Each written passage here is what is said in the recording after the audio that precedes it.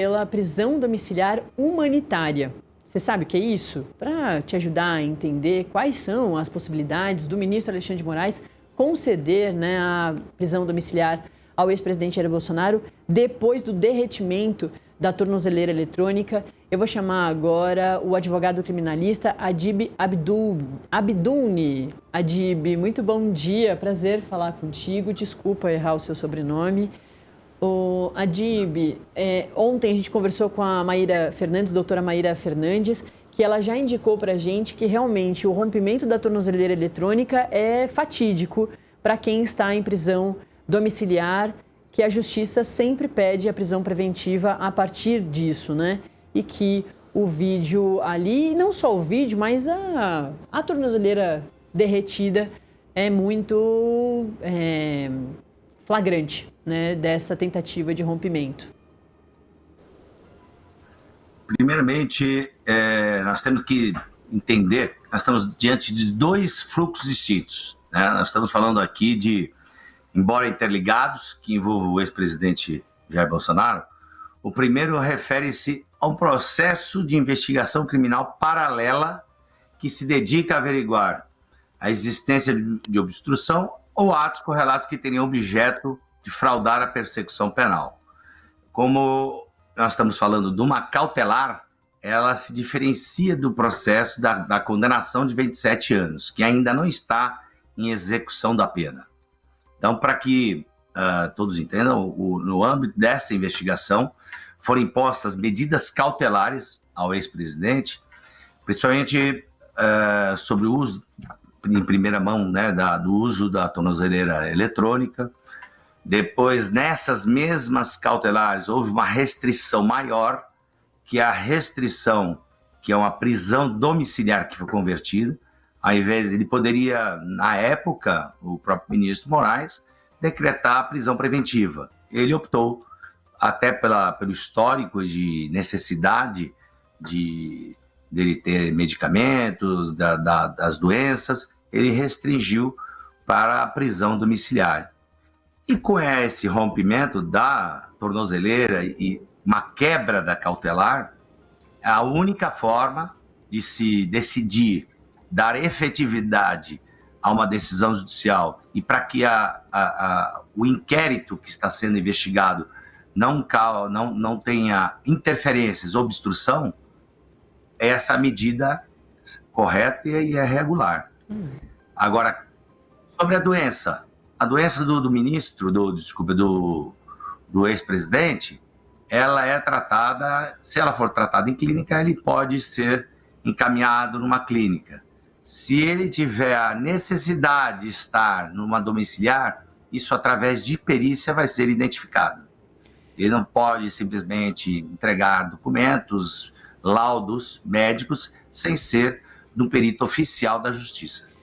Doutor, então, em relação a esse pedido da prisão domiciliar humanitária, a partir desse vídeo do rompimento, a partir da audiência de custódia, das explicações que o ex-presidente Jair Bolsonaro já deu, depois com as explicações da defesa dele, né, que logo depois a defesa também ainda tinha um prazo ali de até as 4 horas da tarde de ontem, que o ministro Alexandre de Moraes deu, para mais explicações e detalhes sobre a história toda da tornozeleira eletrônica, se a partir disso, desse flagrante, ele pode conseguir a prisão domiciliar, ou se não, se a situação do ex-presidente Jair Bolsonaro ficou bem mais complicada agora.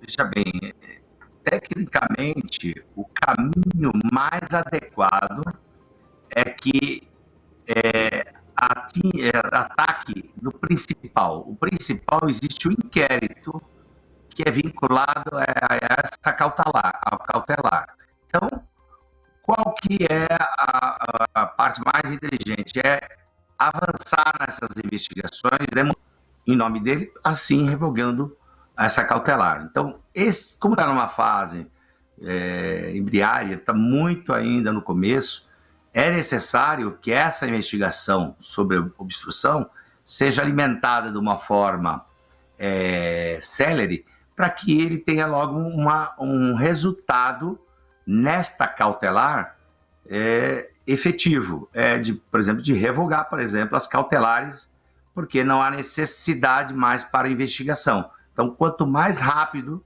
for realizada esta investigação e não se preocupar tanto com a cautelar, porque a cautelar realmente ela não tem o que fazer depois de 3 descumprimentos.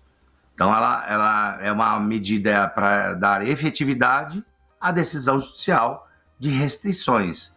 A medida extrema, que é de prisão, ela dificilmente vai ser revogada enquanto não se concluir essas investigações. Então, eu como jurista, eu faria de uma forma mais célere possível, trazer as informações necessárias para este inquérito e demonstrar a licitude de todos os atos, principalmente do Bolsonaro, desvinculando ele do filho e trazendo a verdade, demonstrando que ele não causou nenhum tipo de obstrução judicial, nenhuma fraude processual ou coação no curso do processo. Então, tudo isto tem que ser célere. Assim terá um resultado mais prático e mais técnico, e ao final não vai ter medidas cautelares que justifiquem neste inquérito. Então, não estamos falando de execução da pena do processo, que é de 27 anos.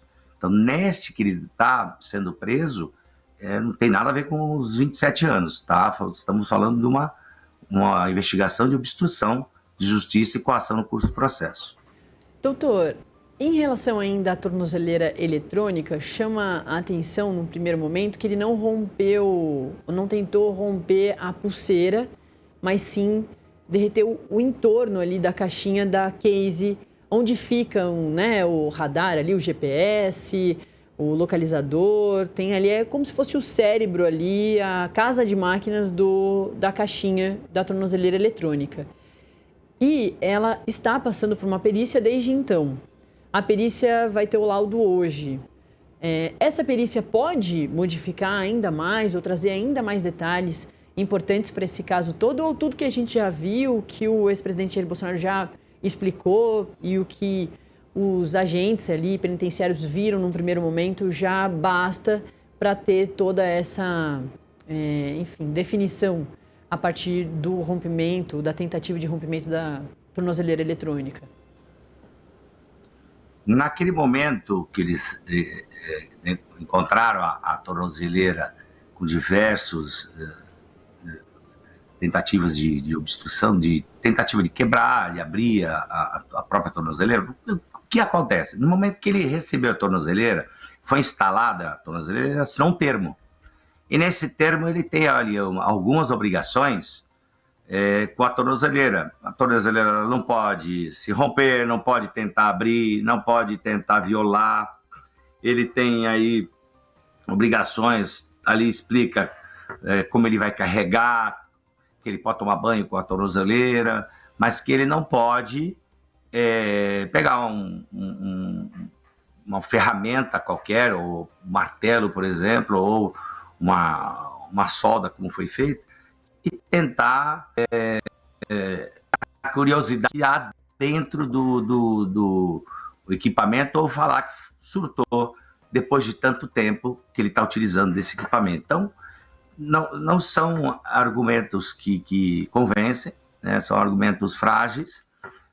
Então, a perícia ela vai detectar pelo que já conversou com ele, né, as perguntas que fizeram para ele, com o que vai encontrar em perícia, e vai ver a motivação, qual era a motivação dele tentar violar. Que ele estava tentando violar, isso é nítido, tá nítido, mas o que pode mudar na perícia é encontrar dentro da perícia a motivação. Não só o que aconteceu ali na própria tornozeleira, os danos, mas também com que ele já falou, as contradições, dizendo que surtou, dizendo que estava curioso para saber se tinha uma escuta.